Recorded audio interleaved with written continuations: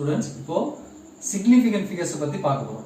Significant figures condition முதல்ல பார்த்துட்டு அதுக்கப்புறம் இந்த எக்ஸாம்பிள் 1.10 சால்வ் பண்ணணும். ஃபர்ஸ்ட் significant figures என்ன பாத்தீங்கன்னா நம்பர்ஸ்லாம் இருந்தா எல்லா நம்பருமே நான் ஜீரோ நம்பர், ஜீரோ இல்லாத நம்பர் எல்லாமே significant தான். அப்போ 1 3 4 2 எல்லாமே significant தான். அப்போ இருக்கிற significant number of significant figures வந்து 4. அடுத்தது நம்பருக்கு நடுவுல வர ஜீரோஸை கன்சிடர் பண்ணணும். நம்ம இது இந்த ரெண்டு ஜீரோ இருக்கு, ஆனா நம்பர்ஸ்க்குள்ள வந்திருக்கு. அப்ப அந்த ஜீரோவே நம்ம கன்சிடர் பண்ணணும். அப்போ பாத்தீங்கன்னா 4 சிக்னிஃபிகன்ட் ஃபிகர்ஸ். அதுக்கப்புறம் டெசிமல் பாயிண்ட் வந்துச்சு, லாஸ்ட்ல டெசிமல் பாயிண்ட் வந்துச்சுன்னா டெசிமல் பாயிண்ட்டுக்கு முன்னாடி ஜீரோஸ் இருந்தா அதையும் கன்சிடர் பண்ணணும். அப்போ இந்த ஜீரோ வந்து ரெண்டு நம்பருக்கு நடுவில் வந்துச்சு, அப்போ அதையும் கன்சிடர் பண்ணணும். 1 2 3 4 5, அப்போ 5 சிக்னிஃபிகன்ட் ஃபிகர்ஸ். அடுத்தது இங்க டெசிமல் பாயிண்ட் வரல, டெசிமல் பாயிண்ட் வரலனா நம்பர் ஆஃப் சிக்னிஃபிகன்ட் ஃபிகர்ஸ் பாத்தீங்கன்னா 3 தான். இந்த ரெண்டு ஜீரோ சேர்க்க கூடாது. இப்போ இந்த ஜீரோ வந்து ரெண்டு நம்பர்ஸ்க்குள்ள நடுவுல வந்திருக்கு, அப்போ அதை கன்சிடர் பண்ணணும். அப்போ இதுல நம்பர் ஆஃப் சிக்னிஃபிகன்ட் ஃபிகர்ஸ் வந்து 3. அடுத்தது ஏதாவது யூனிட் கொடுத்தாங்கன்னா மீட்டர், ஜூல், கிலோமீட்டர் அப்படி ஏதாவது யூனிட் கொடுத்தாங்கன்னா அப்போ அங்க ஜீரோ வந்தாலும் அதை கன்சிடர் பண்ணி ஆகணும். இப்போ 30,700 மீட்டர், அப்போ இதை கன்சிடர் பண்ணணும். அந்த 5 எல்லா ஜீரோவும் கன்சிடர் பண்ணணும். அப்போ நம்பர் ஆஃப் சிக்னிஃபிகன்ட் ஃபிகர்ஸ் வந்து 5. அதுக்கப்புறம் டெசிமல் பாயிண்ட், டெசிமல் பாயிண்ட்க்கு முன்னாடி ஜீரோ இருந்து அதுக்கப்புறம் ஜீரோஸ் வந்தா அந்த ஜீரோஸை கன்சிடர் பண்ணக்கூடாது. இங்க டெசிமல் பாயிண்ட் இருக்கு, முன்னாடி ஜீரோ இருக்கு, அதுக்கப்புறம் வர ஜீரோஸ் எல்லாம் கன்சிடர் பண்ணக்கூடாது. எனி நம்பர் ஆஃப் ஜீரோஸ் இருந்தாலும் அதை நம்ம எடுக்கக்கூடாது. அப்போ இதை எடுக்கக்கூடாது. அப்போ நம்பர் ஆஃப் சிக்னிஃபிகன்ட் ஃபிகர்ஸ் பாத்தீங்கன்னா 3 தான். இப்போ டெசிமல் ஃபிகருக்கு முன்னாடி ஜீரோ இருக்குது, டெசிமல் நம்பருக்கு முன்னாடி நம்பர் இருந்தா என்னன்னு பார்க்கணும். டெசிமல் பாயிண்ட்டுக்கு முன்னாடி நம்பர் இருக்கு, 14 இருக்கு. அப்போ அந்த டெசிமல் பாயிண்ட்க்கு அப்புறம் வர ஜீரோஸை கன்சிடர் பண்ணணும். அப்போ இங்க ரெண்டு நம்பர், இங்க ரெண்டு நம்பர், அப்ப நம்பர் ஆஃப் சிக்னிஃபிகன்ட் ஃபிகர்ஸ் வந்து 4. இப்போ 1.10 பார்க்கலாம். 600,800. இப்போ டெசிமல் பாயிண்ட் இல்ல, டெசிமல் பாயிண்ட் இல்லனா இந்த ஜீரோஸை கன்சிடர் பண்ண மாட்டோம். அப்ப நம்பர் ஆஃப் சிக்னிஃபிகன்ட் ஃபிகர்ஸ் வந்து 4. இந்த ரெண்டு ஜீரோ வந்து நம்பருக்குள்ள இருக்கு, அதனால அதை கன்சிடர் பண்ணுவோம்.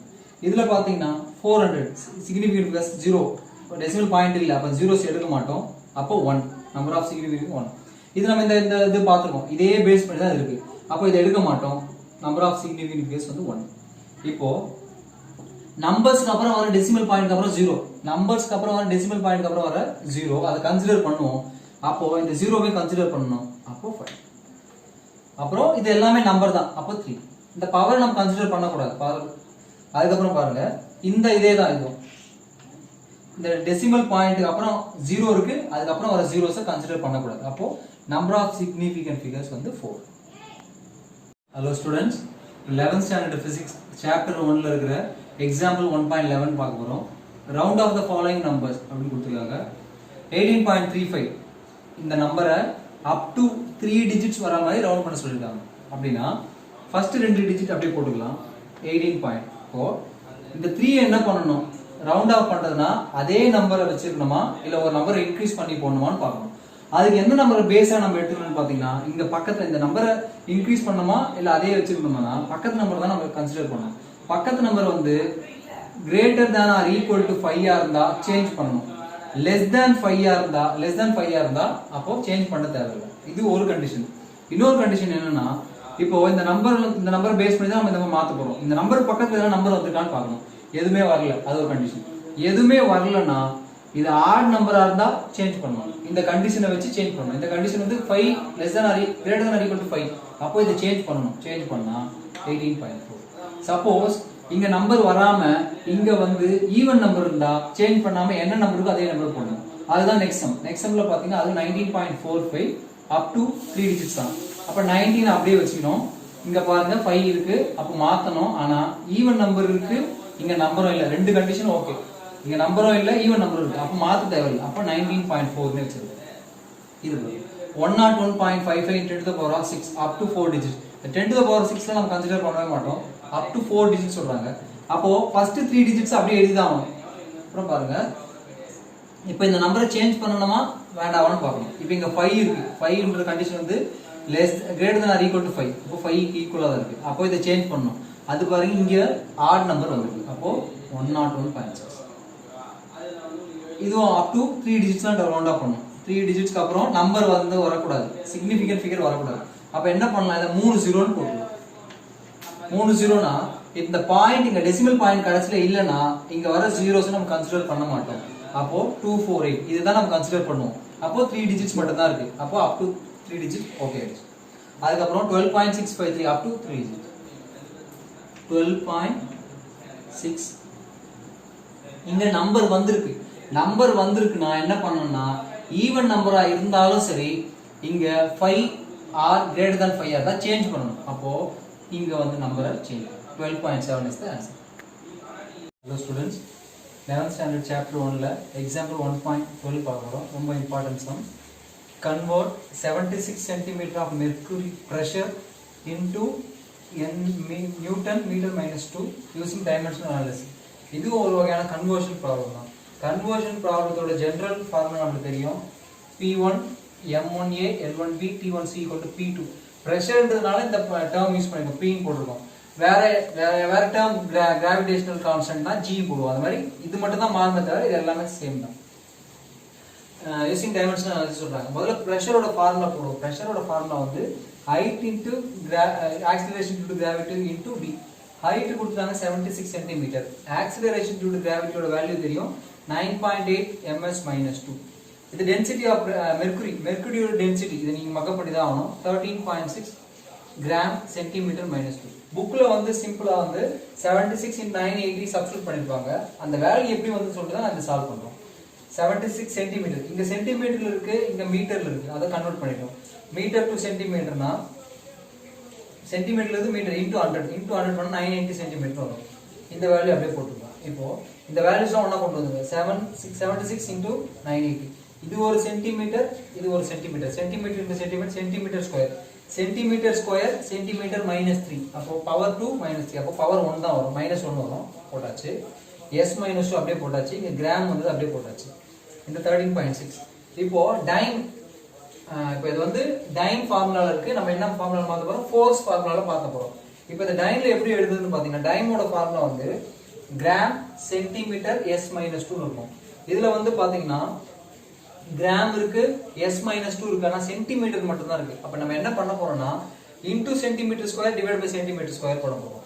அப்ப இந்த சென்டிமீட்டர் -1 இந்த ஸ்கொயரை சால்வ் பண்ணா +1 கிடைக்கும். +1 போட்டுருவோம். அப்புறம் இந்த s - 2 அப்படியே போட்டுருவோம். இந்த கிராம் அப்படியே போட்டுருவோம்.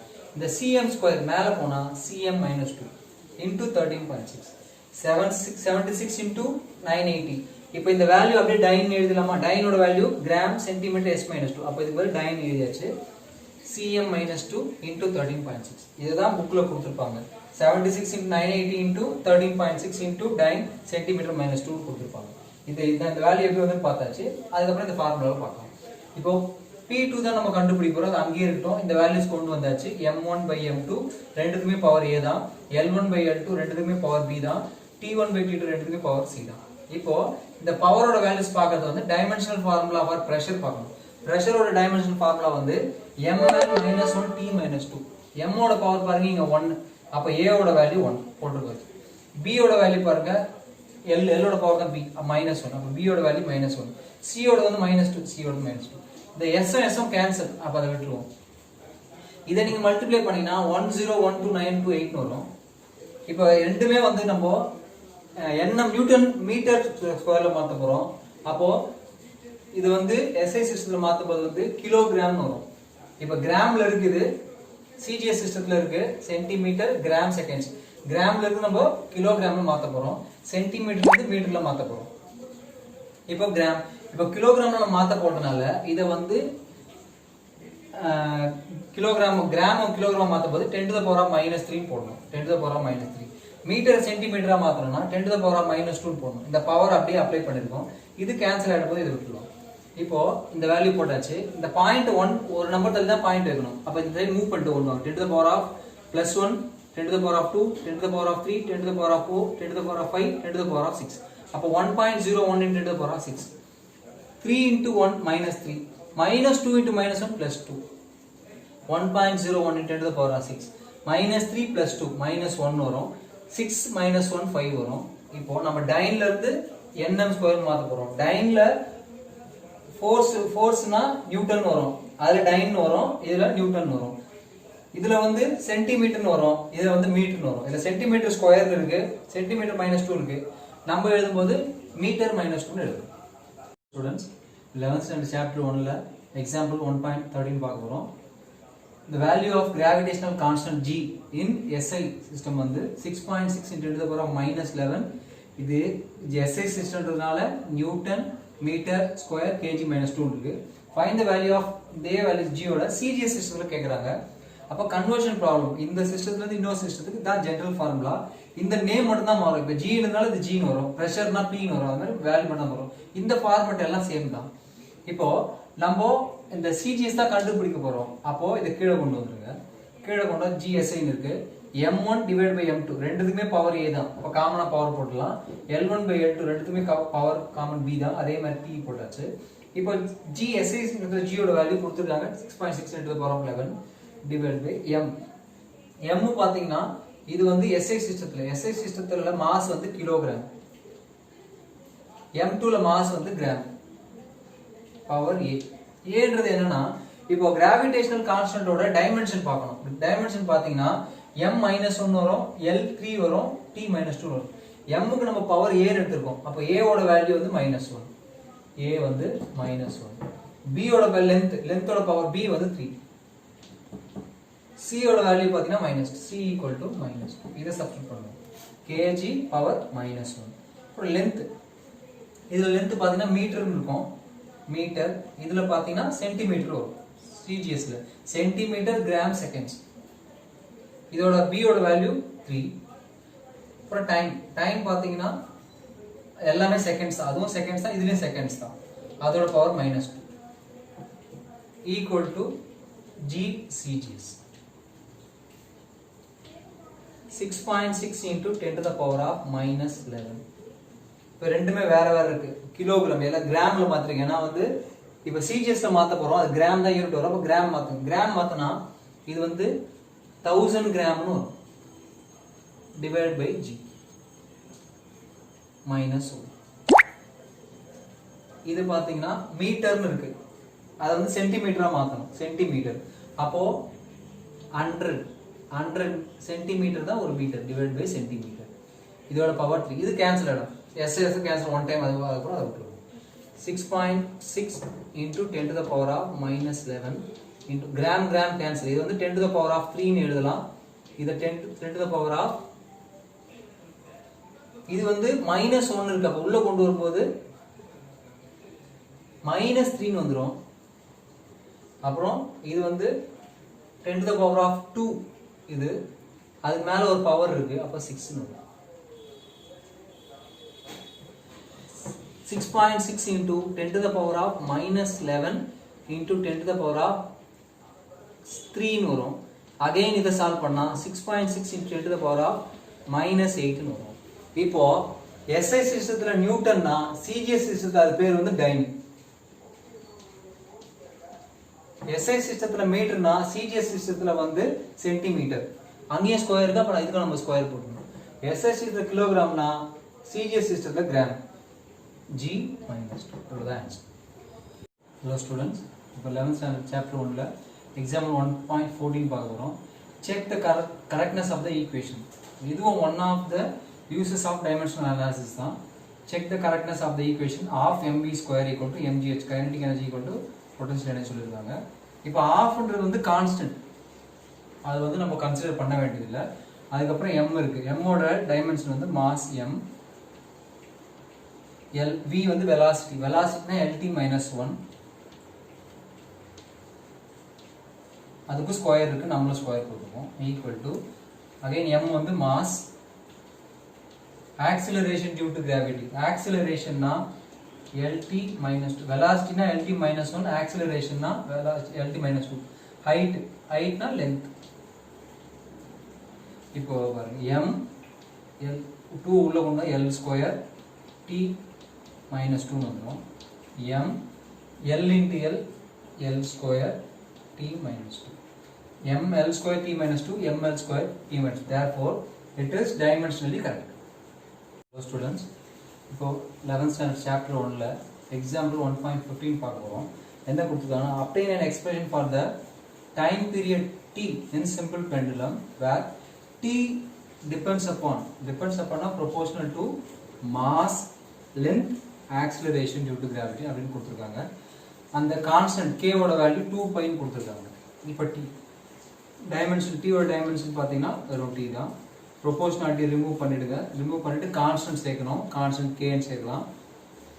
மாஸ் m அதோட power a, l length l அதுக்கு வந்து power b, acceleration due to gravity acceleration என்ன டைமென்ஷன் lt minus 2 அதுக்கு வந்து c. இப்போ t இங்க பவர் 1 இங்க m 0 இல்ல அப்ப l 0 அதுவும் இல்ல. அப்ப இந்த பவர்ஸை கம்பேர் பண்ணும்போது ஃபர்ஸ்ட் t இத கம்பேர் பண்ணுவோம். t இது இங்க power 1 t power 1 equal to அங்க பாத்தீங்கன்னா t பவர் -2c வரும்.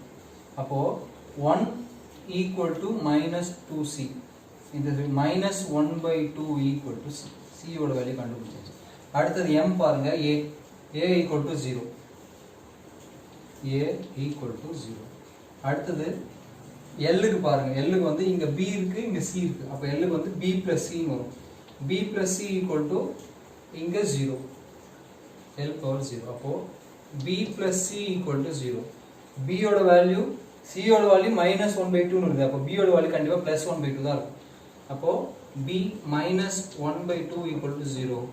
b equal to +1/2. எல்லாமே பவர்ஸ் எல்லாமே கண்டுபிடிச்சாச்சு.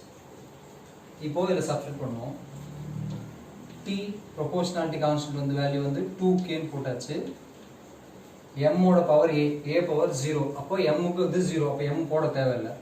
l க்கு வந்து b க்கு வந்து பவர் 1/2. அப்போ l வந்து பவர் 1/2. அப்புறம் g ஓட பவர் வந்து c வந்து -2. அப்போ g power -1/2. t equal to 2k. Power ஆஃப்னாலே ரூட் அப்போ l க்கு ரூட். g பவர் ஆஃப்னா மைனஸ்னா கீழே போடணும் அவ்வளவுதான். பவர் ஆஃப் அது. அப்போ டைம் பீரியட் ஈக்குவல் டு தான் relation. Time period equal to 2k root of l into g. இது ஒரு இம்பார்ட்டன்ட் ரிலேஷன்.